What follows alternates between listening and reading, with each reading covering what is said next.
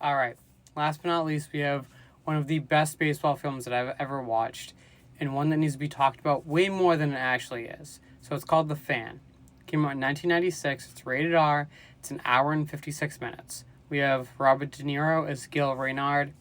We have Wesley Snipes as Bobby Rayburn. We have Ellen Barkin as Jewel Stern.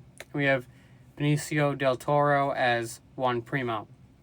Now, when I first watched this film, it kind of jumped out at me as to how Red Sox fans are, when we're on a hot streak or when we suck. We're very passionate. However, over the last couple of years, I would say that that's more of the Yankees because they're absolutely horrendous. Now, the whole film is centered around, obviously, Gil and Bobby. And Gil is a diehard San Francisco Giants fan. And he ended up acquiring this knife selling company from his father when he passed away, and he has a little son, Richie, who he doesn't really I guess just put it this way, he's a shit father. He's more worried about the statistics of Bobby Rayburn than anybody else. So the film starts off just quickly.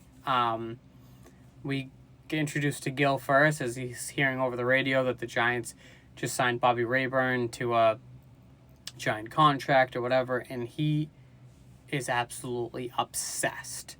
He has opening day tickets, and however, he has to go meet a client instead, so he decides to bring his son to the opening day and leave him there while he goes to a meeting across town. Comes back only to find that his son is missing because one of the fans ended up bringing his son home before his father got back. Now, throughout the whole film, Gil is trying to struggle with the fact that you don't know what a true fan is, and he's trying to make it so that, the Giants fans will, he'll love, that they'll love Bobby just as much as he does. He gets so, infatuated with Bobby that he stalks him.